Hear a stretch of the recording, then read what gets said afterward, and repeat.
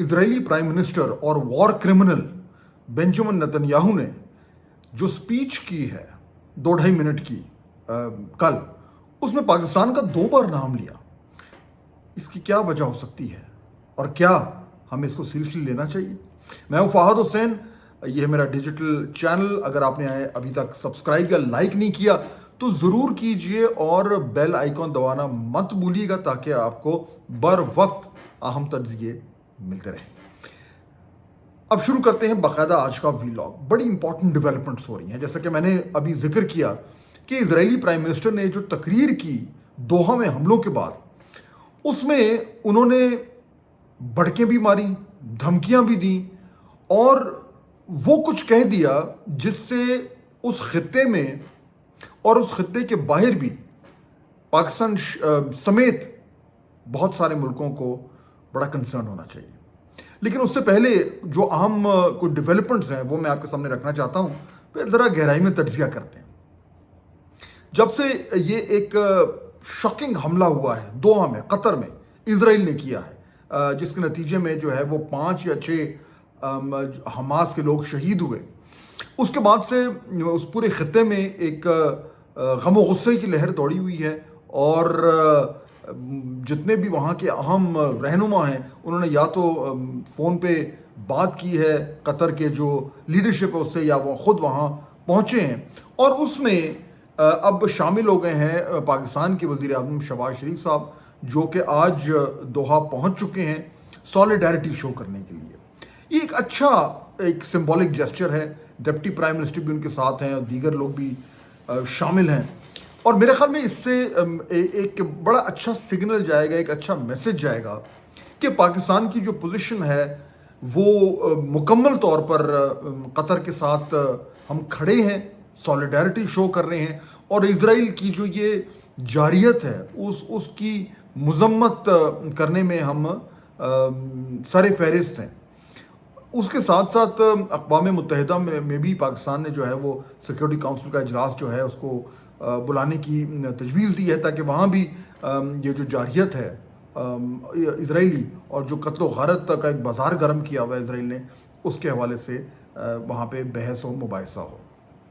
آنے والے دنوں میں آپ کا دیکھیں گے کہ جو گلف کنٹریز ہیں وہاں سے ایک مزید جو ان کا رویہ ہے، جو ان کی پوزیشن ہے، جو ان کی پالیسی ہے، جو ان کے بیانات ہیں، ان سب میں سختی آئے گی. اور اگر کوئی کسی بھی طریقے سے یہ جو جنگ بندی تو اس کو کہنا غلط ہے، جو ایک نسل کشی اسرائیل کر رہا ہے غزہ میں، اس میں اگر اس کے رکنے کا کوئی امکان تھا تو وہ اب ختم ہو گیا، کیونکہ خطہ جو ہے وہ اب مزید خطرات میں گھر چکا ہے. اب اس میں یہ تمام باتیں اور تمام ڈیولپمنٹس تو ہم دیکھ ہی رہے ہیں، سن ہی رہے ہیں.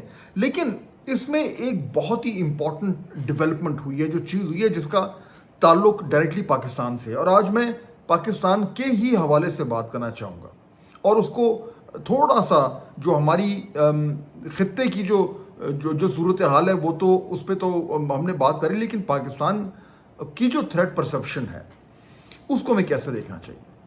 اور میں اس کو جوڑوں گا جو اسرائیلی پرائم منسٹر اور وار کرمنل نے جو تقریر کی ہے، تقریباً 2-2.5 منٹ کی تھی. انہوں نے اس میں آرگیومنٹ انہوں نے یہ لیا کہ جی کیونکہ 9/11 کے بعد جو ہے امریکہ نے بھی جو ہے تمام جہاں جو کہا تھا کہ جہاں جہاں دہشت گرد جس بھی ملک میں موجود ہیں امریکہ ان کو ٹارگٹ کرے گا. تو اسی منطق کو سامنے رکھتے ہوئے ان صاحب نے بھی یہ دعویٰ کر دیا کہ ہم بھی وہی کریں گے. اور قطر جس کے اوپر تمام اس حملے کے اوپر ہر حوالے سے ہر طرف سے مذمت آ رہی ہے، بشمول امریکی صدر ڈونلڈ ٹرمپ کے. مذمت تو شاید انہوں نے نہیں کی، لیکن کم از کم انہوں نے اپنی ناگواری کا اظہار کیا ہے یا ناراضگی کا اظہار کیا ہے، جو بھی لفظ آپ استعمال کر لیں، جو کہ امریکی ایک صدر کا اسرائیلی ایکشنز کے اوپر اس طرح کا رد عمل دینا وہ بھی آبویسلی روز روز نہیں ہوتا. لیکن ایشو یہ ہے کہ اب اس تقریر میں اس کی بجائے کہ وہ یہ جو مذمتیں ہو رہی ہیں یا جو جس طریقے سے ایک تنقید ہو رہی ہے اسرائیل کے اوپر، اسرائیلی جو پرائم منسٹر ہیں انہوں نے کہا کہ ہم کل کو اور ہی زیادہ کریں گے. اور انہوں نے قطر کو بھی دھمکی دے دی کہ اگر آپ ان تمام لوگوں کو اگر آپ نے اپنی سرزمین سے فارغ نہ کیا تو کل کو اور مزید حملے ہو سکتے ہیں. تو انہوں نے جو تھریٹس ہیں وہ اب صرف قطر کو نہیں دی, انہوں نے تمام ممالک کو دے دی ہیں جہاں جہاں پہ وہ سمجھتے ہیں کہ وہ لوگ موجود ہیں جن کو یہ لوگ دہشت گرد کہتے ہیں, اسرائیلی. حالانکہ اس وقت دنیا میں اسرائیل سے بڑا دہشت گرد تو کوئی ہے ہی نہیں. تو کیا کل کو ترکی میں حملہ ہوگا؟ کیا ترکی میں, انقرہ میں, استنبول میں اسرائیل جو ہے وہ میزائل داغے گا؟ یا قاہرہ میں, ایجپٹ میں میزائل داغے گا؟ اور پاکستان میں بھی یہ وہ نقطہ ہے. کیونکہ دیکھیں, نوٹ کریں, اس تقریر میں نتن یاہو نے اگزامپل دیا اسامہ بن لادن کا. انہوں نے کہا کہ دیکھیں, کیونکہ وہ پاکستان میں روپوش تھا تو وہاں آ کے اس کے اوپر جس طریقے سے امریکہ نے حملہ کیا تو اب اسرائیل بھی وہ کر سکتا ہے. اب 2 منٹ کی تقریر میں 2 بار پاکستان کا نام لینا, کیا یہ انڈیکیشن ہے؟ کیا کوئی میسیجنگ ہے؟ کیا کوئی وارننگ ہے؟ کیا کوئی تھریٹ ہے؟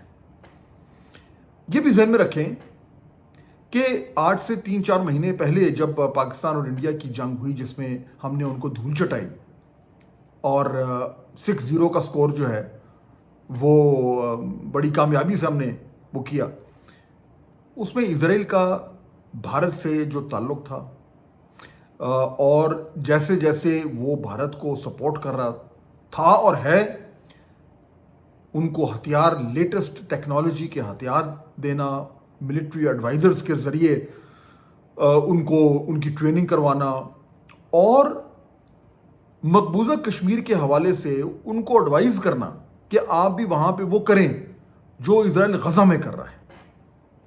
یہ تمام معاملات جو ہیں وہ پبلک نالج ہے. اور یہ بات بھی کئی بار ہو چکی ہے کہ اسرائیل جو ہے وہ ان تمام ممالک کو اپنے خلاف ایک تھریٹ سمجھتا ہے جہاں سے جن کے پاس مسلمان ممالک جن کے پاس کوئی ملٹری پاور ہے, اور اس میں ظاہر بات ہے کہ سر فہرست پاکستان ہے. اور پاکستان کو اسرائیل سے خطرہ یہ کو پہلی بار نہیں ہے, اور خصوصاً جو ڈبل تھریٹ پرسیپشن ہے اسرائیل اور بھارت کے اشتراک سے پاکستان کو کوئی خطرہ. جب پاکستان نیوکلیئر ویپن سٹیٹ بنا تھا تو اس وقت بھی اس شام کو بھی, یہ اب تو یہ کتابوں میں چھپنا شروع ہو چکا ہے, اب کچھ نئی تازی کتابیں آئی ہیں جس میں یہ تمام تفصیلات لکھی ہوئی کہ اس وقت باقاعدہ طور پر پاکستان کو انٹیلیجنس رپورٹس آئی تھیں کہ اسرائیل جو ہے وہ پاکستان کے نیوکلیئر جو ویپنز انسٹالیشنز ہیں ان پہ حملہ کرنے جا رہا ہے. وہ معاملہ اتنا سیریس ہوا تھا کہ پاکستان نے جو ہے وہ اس رات گئے امریکنوں کو وارن کیا, امریکنوں نے جو ہے وہ اسرائیلیز کو اٹھایا اور ان سے کہا کہ ہمیں پاکستان نے کہا ہے کہ آپ کا کوئی ایسا ارادہ ہے. وہ بعد میں خیر اسرائیلیز نے اس کی تردید کی, لیکن بات اتنی سیریس ہو گئی تھی, اور اب یہ باقاعدہ طور پر ویل اسٹیبلشڈ ہے اور ڈاکیومنٹڈ ہے کہ ایک کرائسس کھڑا ہو گیا تھا, اور الٹیمیٹلی اس میں پاکستان کا دفتر خارجہ رات کو ساری رات تقریباً جو ہے اس دن اس نے گزاری تھی دفتر میں اس تھریٹ کو مینیج کرنے کے لیے. تو اب یہ تھریٹ پرسیپشن تو ہمیشہ سے ہے, لیکن اب جس طریقے سے اسرائیل بیہیو کر رہا ہے اور اس کو امریکہ کی بیکنگ ہے, اس میں تو یہ بالکل کلیئر ہو گیا ہے کہ اس نے بے دریغ طریقے سے اپنی جو ملٹری پاور ہے اس کو استعمال کرنا ہے, اور جہاں اس کا دل کرے گا اس کو وہ ٹارگٹ کرے گا. یہ جو ایک ریڈ لائن اس نے کراس کی ہے دوحہ اٹیک سے, اس کے بعد تو اب ہر ملک کو یہ ذہن میں رکھنا ہوگا کہ اسرائیل کچھ بھی کر سکتا ہے. اب اس حوالے سے جو 2-3 بڑے کانفلکٹس ہوئے ہیں مئی سے, ایک تو پاکستان انڈیا کا ہوا, اس کے بعد پھر اسرائیل اور ایران کا ہوا, اور اس کے بعد اب اسرائیل کے حملے جو شروع ہو گئے ہیں ہر طرف, یعنی سیریا میں بھی حملے کر رہا ہے, لبنان میں بھی کر رہا ہے, اور اب دوحہ قطر میں بھی کر دیا. یہ جو تمام تر کانفلکٹس ہوئے ہیں اس میں 2-3 چیزیں بڑی کلیئر ہو گئی ہیں. وہ کیا ہے؟ پہلی چیز, the importance of missile power, کہ میسائلز کس طریقے سے استعمال ہو رہے ہیں, بلکہ وہ ویپن آف چوائس کی طرح استعمال ہو رہے ہیں, پہلی بات. دوسرا, جو ایئر پاور ہے اس کا کروشل رول. اور وہ پاکستان انڈیا کانفلکٹ میں تو ہم نے دیکھ ہی لیا تھا کہ کس طریقے سے جب ہم نے بھارت کو ذلت آمیز شکست دی تو اس میں جو پرائمری رول تھا وہ ہماری ایئر فورس کا تھا.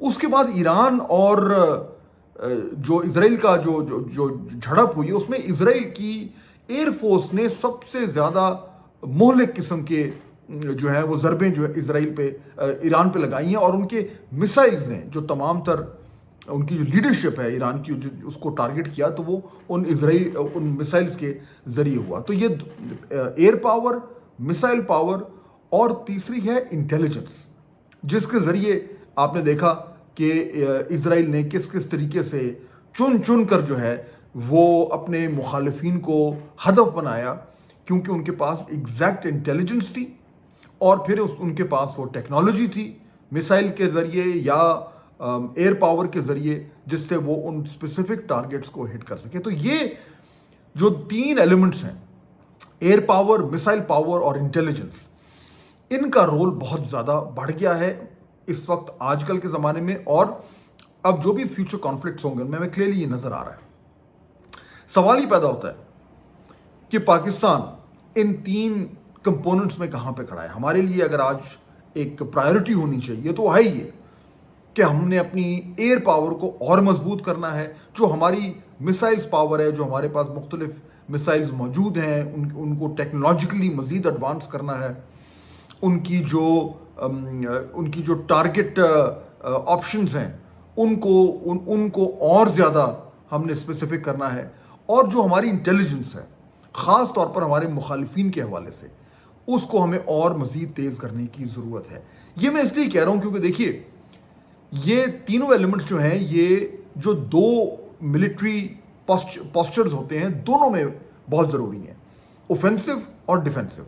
اگر کل کو ہم نے ایک اوفینسو موڈ میں جانا ہے تو ہمیں ہر حوالے سے ان 3 ایلیمنٹس میں اپنے مخالفین کے مقابلے میں برتری ہمارے پاس ہونی چاہیے. اور اگر ہم نے ڈیفینسو موڈ میں جانا ہے تو پھر بھی ہر حوالے سے ہمیں ان تینوں ایلیمنٹس کو استعمال کرنے کی جو ہماری کیپیبلٹی ہے اس کو بہتر کرنا ہے. تو اس کو اب یہ ہماری ایک اہم ترین ترجیحات میں شامل ہو چکی ہے.